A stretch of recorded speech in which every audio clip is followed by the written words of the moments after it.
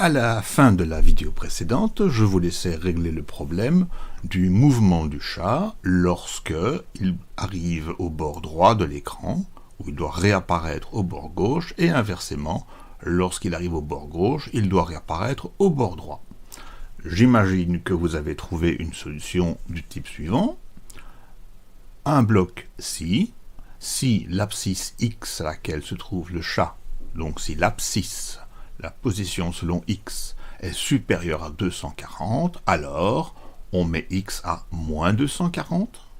Et inversement, si l'abscisse est plus petite que moins 240, alors on met x à plus 240. Donc je vais ajouter ces deux blocs à l'ensemble de la programmation du chat. Voilà. Alors, ça commence à bien prendre forme, mais personnellement, je trouve que ce chat a une drôle de façon de se déplacer. Voyons cela. Ce chat, vers la droite, ok, il semble bien marcher dans le bon sens, mais là, vers la gauche, il marche à reculons. Comment faire en sorte pour que le chat regarde dans la bonne direction lorsqu'il se déplace? C'est la question que nous allons traiter maintenant. Pour cela, nous allons introduire une nouvelle notion sous Scratch, c'est la notion de costume pour un lutin. Alors cette notion de costume, on pourrait encore dire qu'il s'agit de la notion d'apparence du lutin. Regardons cela pour notre chat. Alors pour cela, donc je sélectionne bien le chat et je vais dans l'onglet costume et je vois que ce chat a en fait deux apparences.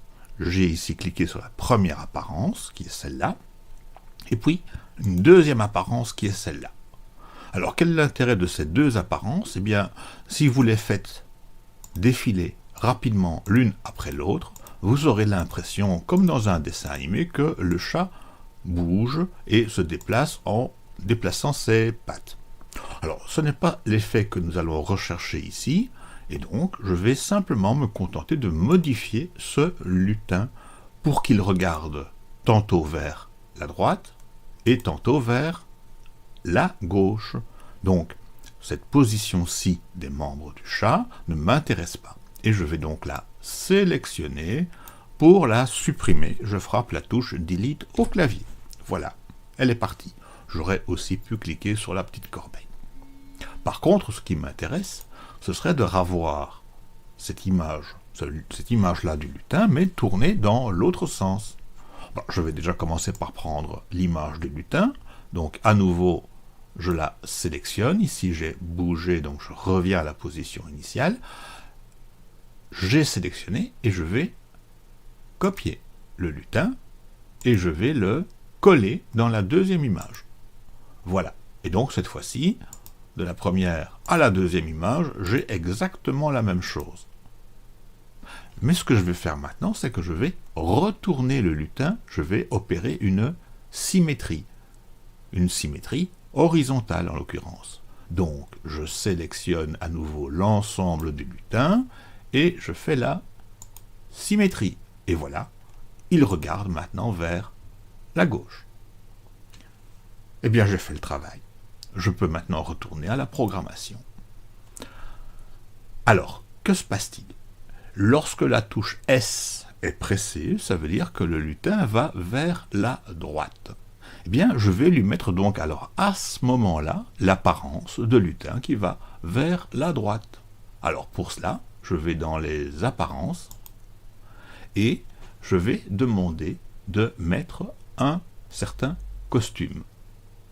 Donc pour cela, je vais prendre le bloc basculer sur le costume et je vois que j'ai le choix entre le costume 4A ou 4B, 4 bien sûr étant le nom du chat en anglais.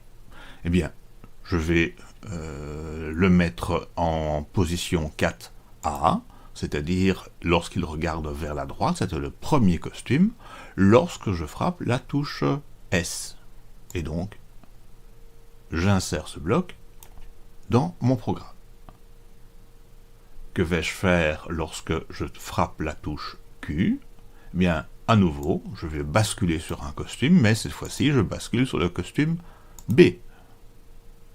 Donc ici, costume A, là, costume B. Voilà. Et si maintenant je relance le programme, le chat va bien vers la droite ou vers la gauche en regardant dans la bonne direction.